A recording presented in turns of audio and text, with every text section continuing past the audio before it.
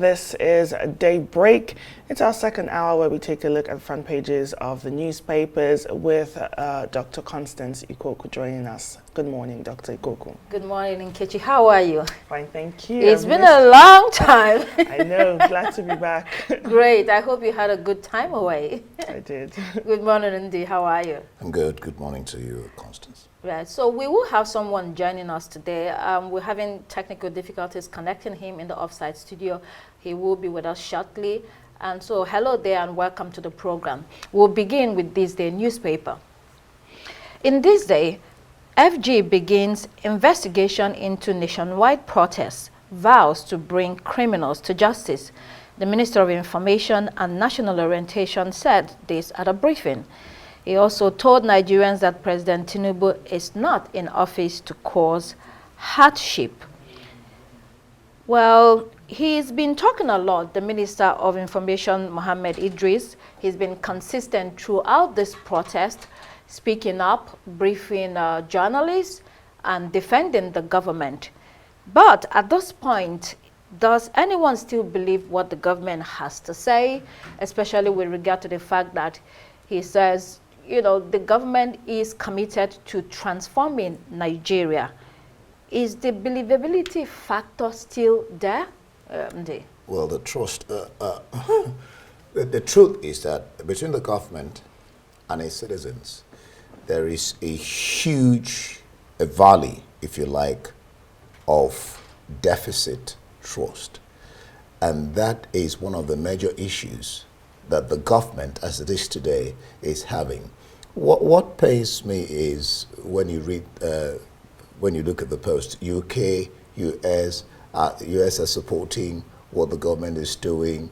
That's for the nation's prosperity. And I'm wondering, is US, UK, they're now the one going to tell Nigerians, I mean, just like what you have in Bangladesh, and they're now the one going to tell Nigerians what is good for them. Because Nigerians are saying the policies of the present government is just not gelling with them. And that's why they are saying bad governance. And then you get all the people saying that Tinubu is working to make things easier for the people. And then you go back to when, May 29, when he said, subsidy gone, and then the floating of the naira. And you're wondering, why did you put the cart before the horse? Why did you think about the spiral effect that these policies were going to have? Because what all the people are experiencing is just as a result of two policies that were not thought out well. You just wanted to go ahead and do what you wanted to do without thinking about the fallout of this. So there's a trust deficit, and then of course the policies that the government has implemented, it's just not working for the people. And right. So when you keep telling the people that you're working to ameliorate their pain, people are asking, you did a speech to the nation, you didn't say anything at all about all the things that the people are angling for. The government, well, there was no reduction in what we have in government. It is still the way it is. And then you're saying that you're working to ameliorate the problems of the people. It doesn't just people cannot buy in to what the government is saying. It just doesn't make sense to people. The article also tells us that the president is promising to address temporary pains and close the gap caused by subsidy removal. Lots of promises, Nkechi, during this period. I mean, and even with the minister, he also asserted that, look, security forces were instructed to exercise maximum restraint in dealing with this protest. And when you look at what happened on ground, that's not what really went down. And so this just really emphasizes in these points when it comes to trust. This is one of the issues that actually brought about this protest. And now the president has come out to say, this is not the first time he's saying that he has things lined up to mitigate the pain that Nigerians are facing, because his administration has touted forward has been touted as one to bring sort of bold solutions to the problems that Nigerians have been facing. However, this has come with some significant pain. And when you look at it, it's like when you say you can't make an omelette without breaking a few eggs. However, it's more than a few eggs to Nigerians, which is why they came out in numbers for this protest, because without visible, tangible benefits, it's just goes to show that maybe some of these policies are not working, and Nigerians need to feel it. And I know people say, oh, this administration has been in office for just barely a year or a little over a year. It's over a year now. Exactly, yes. over a year. But Nigerians need to feel that there has to be, when you're dealing with sort of policies, a nation, there has to be your short-term goals, medium-term goals, long-term goals, and Nigerians actually need to be able to see that. If you have plans to mitigate the pain that Nigerians are facing in the short term, they should be able to see it in a couple of months. Nkechi, to your point on the number of time or the period that they have spent in power, this administration, people have said that that is not the issue, that for people that have a vision and know what they want to do from day one, you can see the speed with which things are moving, policies are being put in place, and not just policies, not just any policies, the right policies. And you can see the energy that the team has, and you can see that not just one or two persons, majority of the members of the team seem to be doing the right thing or taking the right steps. So you need that. It's not just about the talk, about we need some time, about we need you to have a patience. People want to have a sense that you actually are steering the ship in the right direction, that you know where you're going, that you're taking them to the right destination, that you actually have a destination in mind, other than just coming to government, for the sake of being in power. So these things matter to people, don't they? Let me even help what you're saying. There's a proverb that said, you use the morning to know what the evening is going to be. The power of African proverbs. That's a very poignant one. And in leadership, you actually try to start from the end. You know the end from the beginning.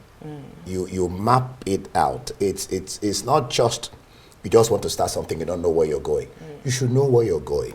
And so the point is, from what is happening, I was discussing with some people here in the studio at one time, and the pain, the angst is every day, things keep on getting worse.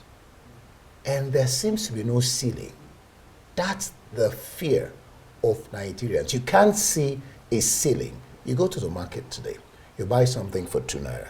You go the next day, or even in the afternoon, you buy it for 4 naira.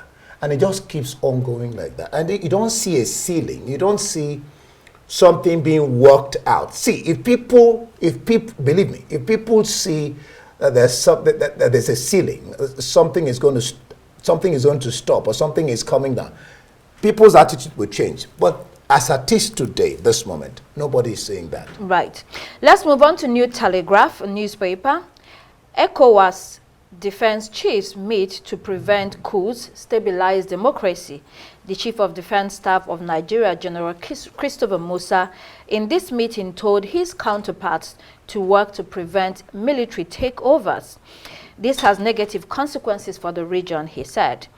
I quote him, "This threat must be destroyed as it negates our core responsibilities as military professionals." General Musa is right that the core responsibility of the military is not planning coups, right, Nkechi? Well, on this call, he got it right. Definitely. And I think it's very important for him to actually say that when you look at that meeting, the absence of defense chiefs, obviously from Mali, Niger, Burkina Faso. Of course, they are no longer part of ECOWAS. At that meeting. However, it's important to note that they were invited for that meeting, and this just shows the fractures within ECOWAS, and also sort of signals maybe a growing divide on the approach of governance and stability in our region. Now, the withdrawal of these nations from such a cooperative defense effort may have like unintended consequences to what General Musa was talking about, sort of the broader implications of not having that unity within these countries. I mean, in spite of what he has said, there are existing conditions that cause unrest in countries across the region, and that's why we have seen what we are seeing. And if politicians or if the governments or the governments of each country do not engage in good governance that produces results for the people, this is what you are going to see. So it's not enough to just state, do not carry out military coups. The conditions of living in countries across the region or in the continent entirely has to change dramatically to see that people have a sense that the government is actually working for them. Indeed. Yeah, it is said that when you see a toad or is it a cock running in the afternoon, check behind, something is chasing after it. Now, the CDS talked about collaborative efforts, which is necessary to, make sure that democracy is maintained. And number one thing he said that is quite interesting is that collaboration is paramount, and I encourage you to address the root causes and symptoms of security in the region. It's one thing to tout the fact that democracy is good. Of course, it's fantastic. Nobody wants dictatorship. Nobody wants army rule, But then you cannot tout that in the absence of what causes the military to come in. That's the reason why you talk about end bad governance. The root cause of military incursion into democracies is nothing but bad governance. When you are not leading the people well, or when you overstay your welcome, particularly. These are the root causes. And what African leaders should be doing, aside the military maintaining democracy, doing all it possibly can, is to make sure that in their countries, service is the watchword of the people who are elected to lead them. Outside that, then you're probably going to be, even though we don't like it, we don't preach it, we don't want it, but if you continue on that bent, then the result will be that you will have military takeover, which is not good. Well, now we have our guest with us in the offsite studio, Mr. Segun Sowunmi. He is a political commentator and newspaper executive. Mr. Segun, welcome, and sorry for that bit of technical difficulty there. Good morning. It's nice to see you all. Right. Nice to see you too. Right. So we were discussing the story from New Telegraph. ECOWAS defense chiefs meet to prevent coups and stabilize democracy. Quickly, what are your thoughts on that story? What's your take on it? I think that ECOWAS defense chiefs don't have the ability to prevent coups. If a coup is to take place, it will be against them and against the government.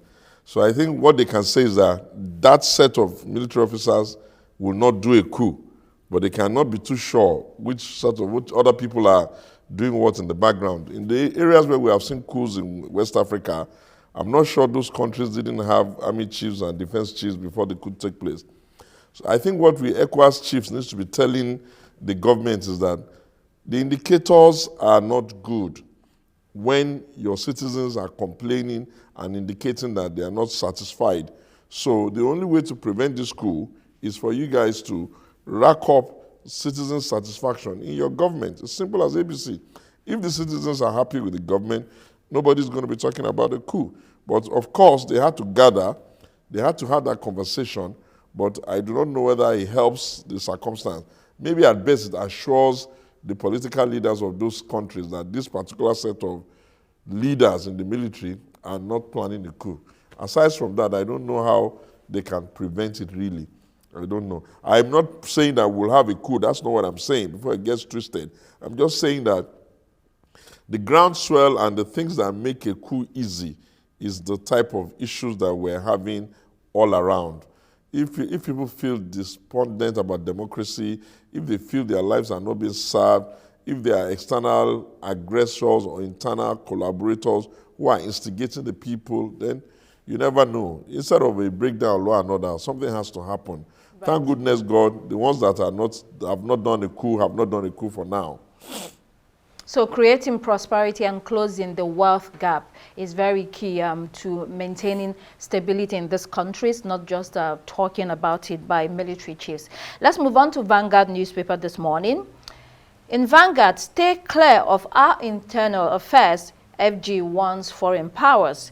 We're probing 7 Polish nationals over Russian flags in Kano, according to DSS. This warning was given by the Minister of Foreign Affairs, Ambassador Yusuf Tugar. He was briefing members of the diplomatic corps in Abuja. He, however, talked about cordial relationship between countries. What do you make of this warning, Shego, coming from Ambassador Yusuf Tugar? Well, it's the right thing to say. It's really the right thing to say. Nations must speak that way when they start getting suspicions or arresting foreign nationals. The internal affairs of countries are strictly within the confines of their sovereignty, and other nations must respect other countries' sovereignty.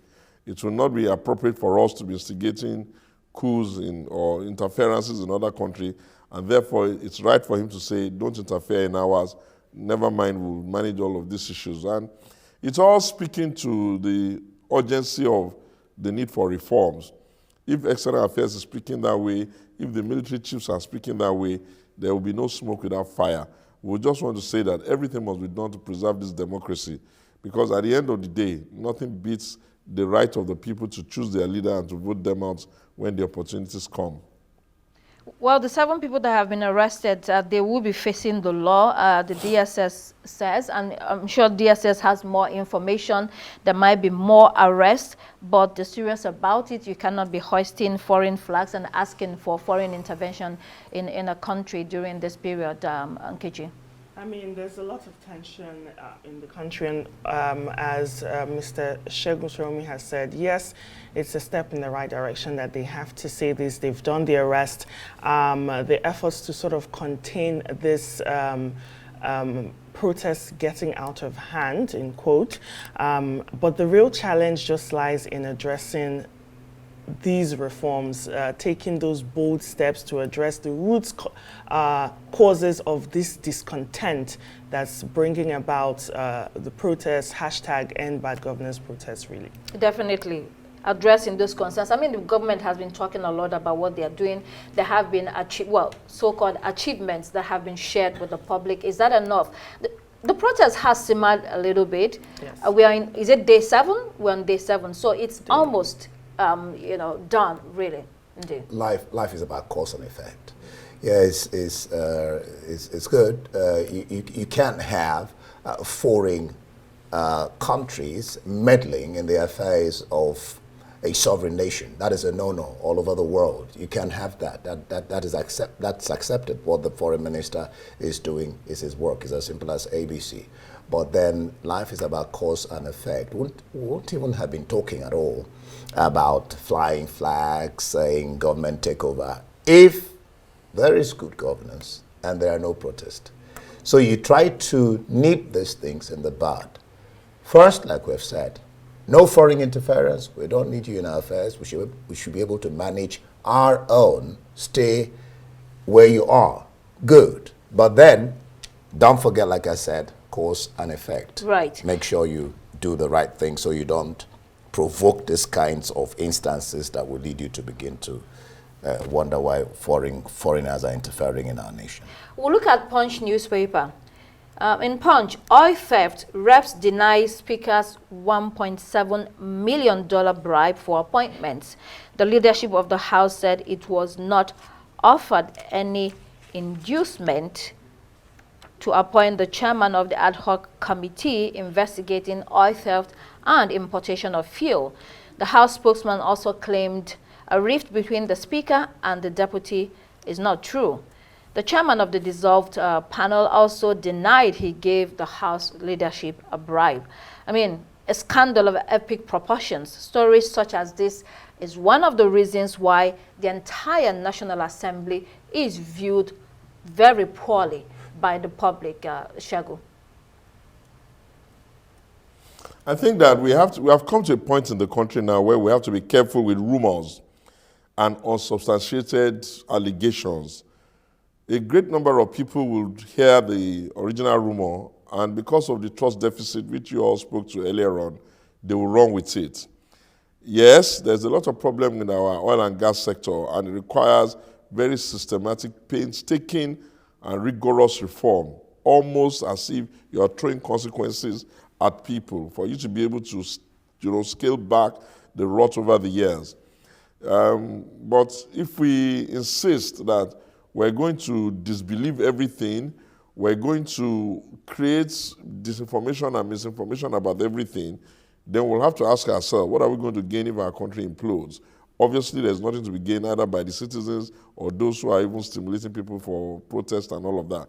So I think when all of this is over, the system must install a new protocol of consequence for misinformation, disinformation, rumor, and unnecessary destabilization of the system. That's what I'll say for now. But when the reps say there was no such thing, you want to say, please investigate it and be absolutely sure that they are not making us believe them just on the basis of red herring or them, holding each other's back or watching each other's back, so to speak. Well, now the committee has been dissolved. We're being told that a new committee will be set up and it will be in accordance with, integrity and expertise. And it also said that the committee will be more trustworthy to do a good job. I think the whole conversation also distracts from the goal that there has to be a cleanup, not only in the oil industry, but also the National Assembly. We spoke about this, I think it was yesterday. The point we made then, some of us made, was if you're telling us that you're now appointing a new committee that has people that are experts, and then you're shooting yourself in the leg, which means ab initio didn't know what you were doing. So you appointed people who are not experts, who didn't know their left from their right, in the House, who are members of the House. That makes no sense. But then again, what is causing the problem today in UK is fake news. People targeting people who they think were the cause of the stabbing in Southport. So fake news must be curtailed. I mean, I look at this story and I say, for crying out too loud, $1.7 million? Why did you get that kind of amount? I mean, but again, like Shego said, it could be protecting ourselves. So a thorough investigation. Yes. The point is, who will investigate? Will they investigate themselves? A thorough investigation should be carried out to find out whether this is spurious or whether this is real. So we know whether somebody is covering up something or not. But fake news must be discouraged. And then the House should seem to know what they are doing. Well, speaking about fake news, there have been many instances in the past where this kind of things come up in the House, both in the Senate and the lower house, and there's a lot of corruption cases. So that is why you hear this again and again. So to your point on investigation, will it be properly investigated, and will we know whether this is true or not? But it has happened in the past.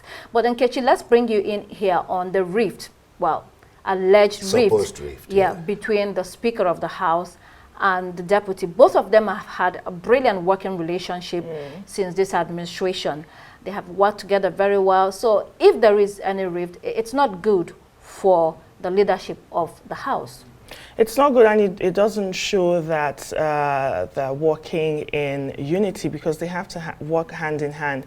You have to have that working relationship in order to achieve those goals that they are there to achieve for us. And also, when you talk about these misinformation or fake news, it's very important. It's very important for them to then go on, maybe open an inquiry to investigate this transparently and come to an absolute conclusion. Mr.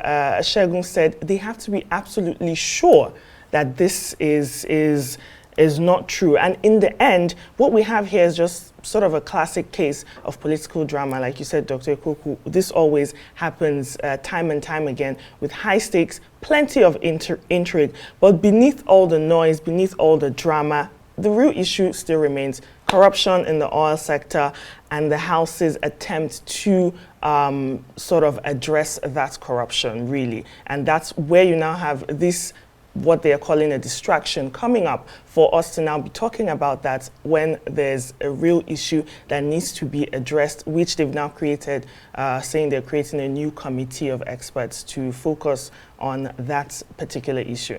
Well, Shagu, this entire episode also speaks to the battle over juicy chairmanship of different committees. That's juicy. Yeah, that's also a problem, don't you think, Shagu? I think that it's like the House and they are not, and the Senate, they are not getting the memo. If they got the memo, they would have understood that the mood of the nation can't even support this kind of shenanigans at this time. You can't be having your people up in arms, protesting, asking for cuts and all that. And of all of the things that can be coming from the House is sleaze-related allegation on humongous amount of money and all of that. They have to clean up the act. They have a duty to also do their part to ensure that the government does not reflect badly to the people, which then instigates the instigators. And while this is happening, you remember we praised, we praised the House that they cut their salaries by half. As we're speaking, I'm hearing that it hasn't happened. And the House is saying it's because of bureaucracy. Where do you place that? Well, that might be true, bureaucracy, but, Well, let's move on to the next newspaper, Guardian newspaper. Subsidy removal. Despite Nigeria spends $600 million monthly on fuel import. This information was released by the Minister of Finance and Coordinating Minister for the Economy, Mr. Wale Edo. Mr. Edo also said that something poignant is happening. I quote him, "Another point I think is important is that nobody knows the exact quantity of petroleum products Nigeria is consuming.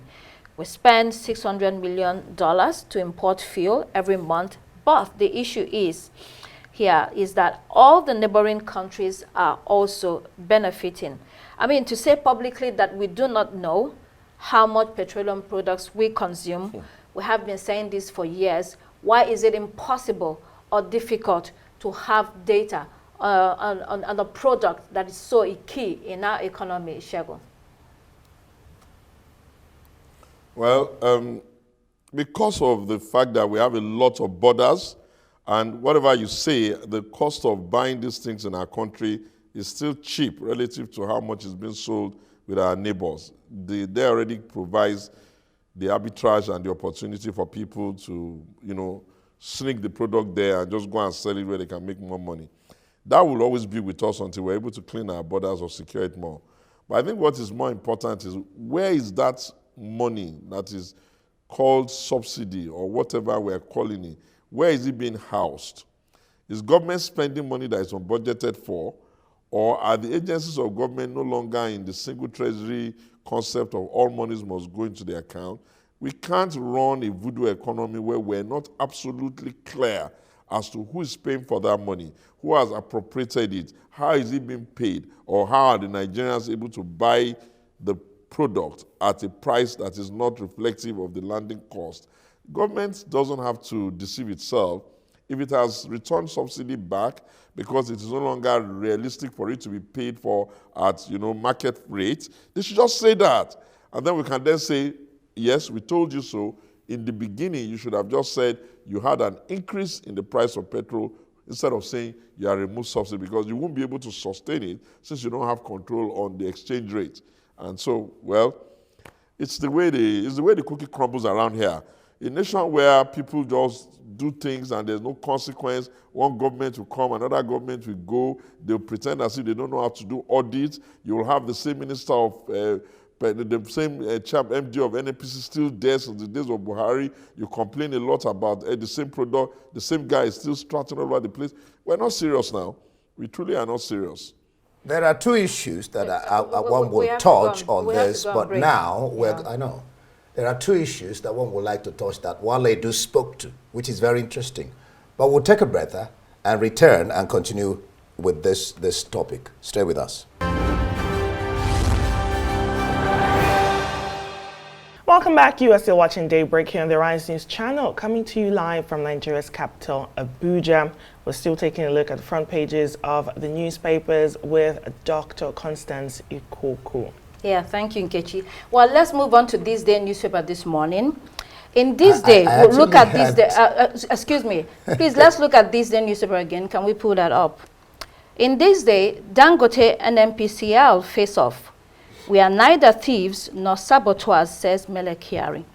Lawmakers lament $1.5 billion spent on Port Harcourt refinery. Kyari says NPCL is, a quote, loyal and faithful to the country. We will protect our dignity and honor. Mr. Kyari seems to be on the back foot here. He's having to defend himself and his team after that bruising fight with Dangote refinery. Well, this, probably is important to Nigerians to clarify what is actually going on in the oil industry, especially with NPCL. Shago.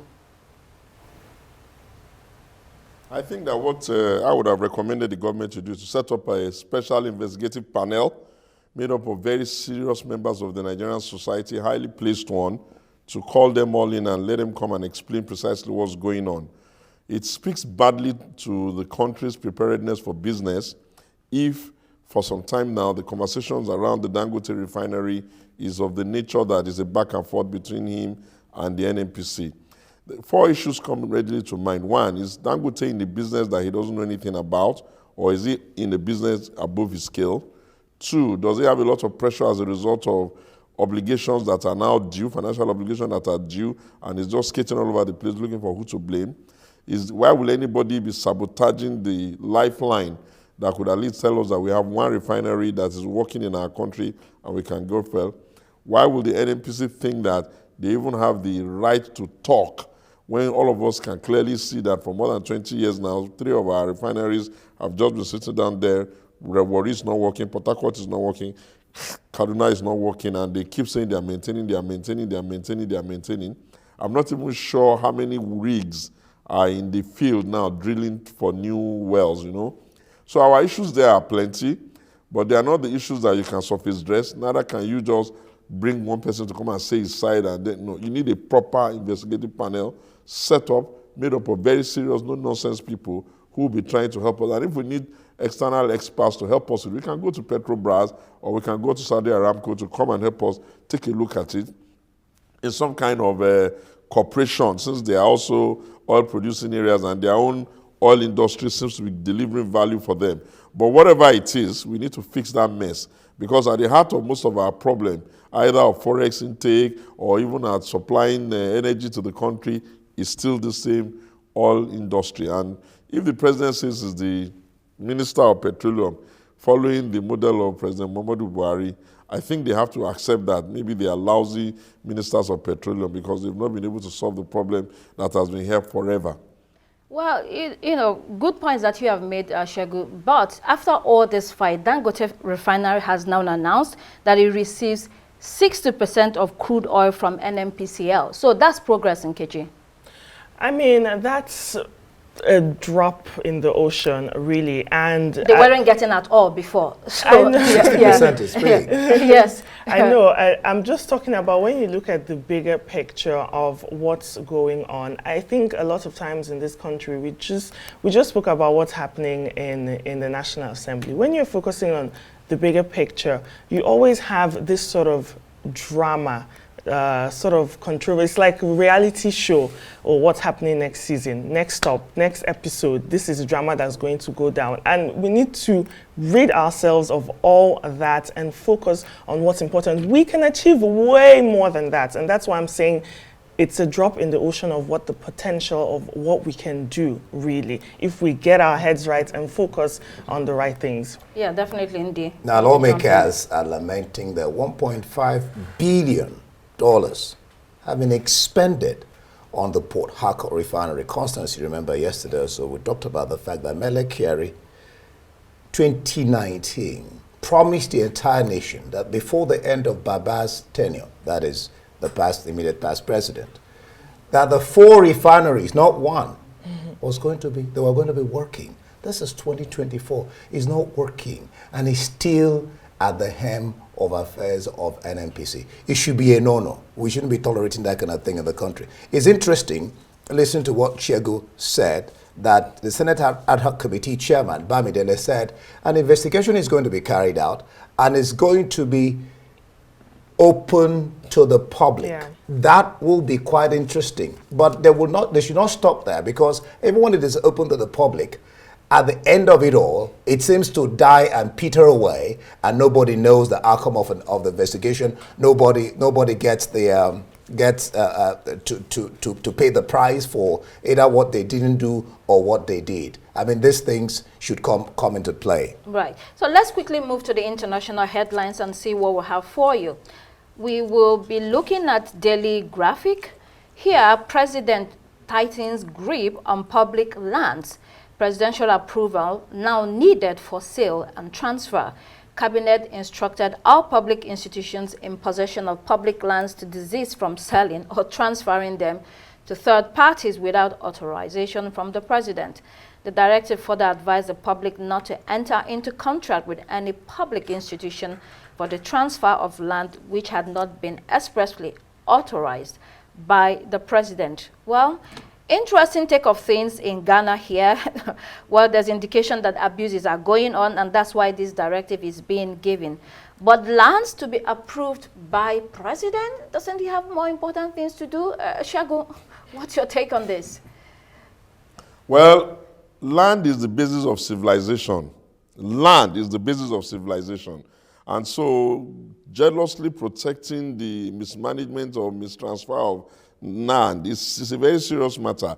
Whether the president should busy himself with it, I don't know. And I don't think it needs to get to that. I think what needs to happen is that they need a more stringent approval process for their land, such that before they wake up in the morning, all of the land in the country is not transferred into private hands, and then another generation will now come and start buying land within the same country from the successors or the inheritors of one generation. Nobody should allow such nonsense. So I think that the president saying they should ask him is just to let the country know how serious it takes the matter. And I think he's right to do that. Land, again, I repeat, for the opportune time, is the basis of civilization. If there is no land, what's the civilization you're talking about? So their peculiarities and what they are doing in their country is their business, but I think their president will have a lot more to do with his own time than saying he wants to be approving every 2 plots of land, 3 acres of land that people want to buy throughout the length and breadth of Ghana. But obviously it speaks to need for them to have a reform there, and it also helped Nigeria that we also take a cue from that. We can't just sell up all our land without thinking about the ones for agriculture, without planning our city, without thinking of green areas, without thinking of water tables. These are serious issues. But I think the president should busy himself with something else, maybe find some other people to be in charge of that. I mean, this could also apply to Nigeria, and it is a critical issue in terms of, Yep. preservation of forests, reservoirs, parks, In some instances, you have public officials who have the power to allocate these things to themselves or friends or cronies, and so it denies the public, the citizens, of spaces that they are supposed to have. Also we're talking about climate change and the felling of forests and all of that, and how it impacts not only ourselves but the future. So it is a critical issue, Nkechi.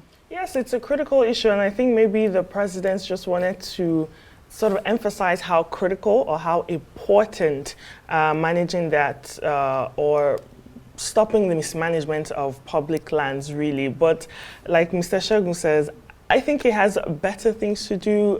Coming up, we have an election in the country at the end of the year, so maybe he needs to delegate this, and it's good for the president actually to speak up on matters like this, just to show or shine more light on how important those sort of issues are. Right, I'll bring you to the next story, Andy. Let's go to the Sun newspaper. The Sun, crackdown on violent mobs. Rioters are locked up in instant justice. The biggest mobilization of police in the UK history is happening, and the people are nailed and jailed. Ashamed protesters were handed swift justice yesterday as courts went into overdrive to restore order to the streets. One got a 3-year jail term for punching a cop. Dozens were found guilty and imprisoned, awaiting sentences. Last night, the biggest police mobilization in British history was enforced to combat further planned carnage by hoodlums at hundreds site. I mean, the Prime Minister of the UK, Sir Keir Starmer, said the far-right rioters will face the full force of the law. And he has delivered on this, and swiftly, hasn't he, Andy? Yeah, called it far-right thuggery and promised swift action against those involved in disorder. The interesting thing is that people of UK, citizens, have also come out. I mean, it's now a question of far-right and people who are protesting against racism and all this protest. So you have the people, people have said, no, you can't continue like this. So they'll come out on the street, and so they're defending the democracy. They're defending the fact that you can't just come out and begin to harass people who are living in the country, legally. So what we have now is that some people are saying, no, this can't continue. So police are having also to deal with that, where people are saying, no, it can't continue, where the government says, the full wrath of the law will come up on anyone found to be carrying out this dastardly act by the far right. To think that they are still planning carnage on 100 sites. So this is not letting up. This is not the end of it. I think that's one of the reasons why people went out to the streets. Yeah. A lot of people, there's anti-racism protests going on. Shall we pull up The Guardian? Let's look, through the UK newspapers everywhere. So the Guardian newspaper in the UK, thousands take to the streets to counter threat from far right. And then let's also look at a Daily Mirror, standing together, astonishing pictures all over there, people standing together with police protection, power to the people, saying, racism will not win. It says here, thousands of anti-racism protesters turn out to thwart far-right thugs. Let's go to the Daily Express. Great pictures there too. United Britain stands firm against thugs. And the Times also, thousands take to the street to confront the far right. And then we have the Daily Mail also. Night anti-hate marchers face down the thugs. They said they face down the thugs. Shego, let me bring you in here. Remarkable pictures coming out, or events coming out from the UK. The people standing together against those that are promoting hatred. Lessons here for us, Shego. Yeah, I think before we even get to us, let's just stay a little bit in England or Great Britain. They are going to have to re-engineer that society. What the underpinnings of what's going on is that the Britons are beginning to feel overwhelmed in their own country because people that have come from other cultures and other backgrounds are seemingly getting the louder voices, and that kind of thing always instigates far-right movement. But there will be a lot of moderate Britons too who will be saying, wait a minute here, this country is not an Arab country, what's going on here? So it's their business to figure out how they're going to re-engineer. Some of these protests or counter-protests is stimulated by the Metropolitan Police to do the pushback. And the beauty of that is to tell us in Nigeria that when people protest, if we can just manage ourselves a little bit better with our own data, we'll be able to figure out who are the instigators, who are the troublemakers, who are the excessive ones, who are the looters, because we should be able to have an identification system that allows us to, after the act, go pick the criminals. But that's what they've done in England, and you've seen that they've been able to slam them and be able to put a very strong hand on the table that, no, you can't do this in this country. It's a free nation. We operate by our laws and all that. But I think that it's just the early days of a long night for Britain. Indeed, long night for Britain. Let's look at Washington Post. Trump complains about campaign as advisors try to focus on attacking Harris. GOP nominee has grown increasingly upset about Kamala Harris's surge in poll numbers and media coverage since replacing Biden on the ticket. A few weeks ago, Donald Trump's candidacy was heading for victory, or so we thought. And then an astonishing chain of events, it's turned around, and they seem to be panicking now, seeing that the numbers are changing. The Democratic Party has been energized. They now have a VP candidate who is also quite good, And it's no longer what it used to be. Trump also is trying to use the insults, calling Kamala Harris pathetic. So he's going back to his normal playbook of using insults. But it doesn't seem that this is working as it worked on President Biden. Nkechi. Definitely. And when you talk about polling, I think a new Marquette University national poll just came out. And when you have a two-way head-to-head, Kamala Harris is at 53% with Donald Trump at 47%. And even a three-way race where you have Kennedy Jr. at 6%, Kamala is still at 50%. And you know Donald Trump's obsession with crowd sizes is nothing new. It's like his hallmark political persona as a reality TV star, really. But you see, Kamala Harris seems to be hitting that nerve, especially with all of her rallies, with Tim Walz, and even the upcoming rallies across the swing states. And it seems like Donald Trump's usual, like you said, hauling of insults that sort of gives him, makes him like the headline news the next day. It's not really working. A lot of people are really clamoring for Kamala Harris and Tim Walz at this particular point in the election, in the run-up to the election. And finally, it looks like the Democrats did a good thing, or they took the right step by making sure that Biden was finally persuaded to step aside because they thought that was not going to be a winning ticket for them. Nikki Haley, who contested in the primary for the Republicans against Donald Trump, said out of the two parties, Republicans and Democrats, that the first person to relieve their party of the old men will win the election. That a woman, either for the Republican or for the Democrat, will win the election. She tried to walk that back when I think it was Tepper that was interviewing her. Now, because she was hoping to be the yeah, female candidate. Now, Trump, before Tim Walz came on board, listen to what Trump said. He said, both Shapiro and Walz are better than Kamala Harris. Now, Walz comes on board and he's trying to paint him evil. I think Trump is shooting himself in the leg. Meanwhile, the Democrats have not held their convention as yet. And all this is happening. The energy, the money too is flowing in. You know. So we watch and see what gives, but it's not good days for Trump at all. He's not finding it easy. In fact, there was a TVC, you know, that's a commercial that talked about removing the old for the new, future as against yesterday. And Trump is not liking it. He actually asked Fox News to take it away, was on Fox News. But I guess we'll just leave it here for today. All we have for today. And we watch American politics and see what, but Trump is not finding it. He's not finding, and they've not been able to find out how to, you know, cage or Kamala Harris. They're still finding that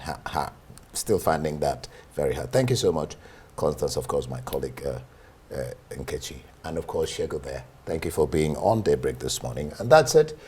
Next on the bill is the morning show, and as you know, every day does indeed matter. We'll do this again tomorrow. I am Ndi Amogo, thanking you for watching. Thanks for watching Daybreak this morning. I am Nkechi Nana. Good morning.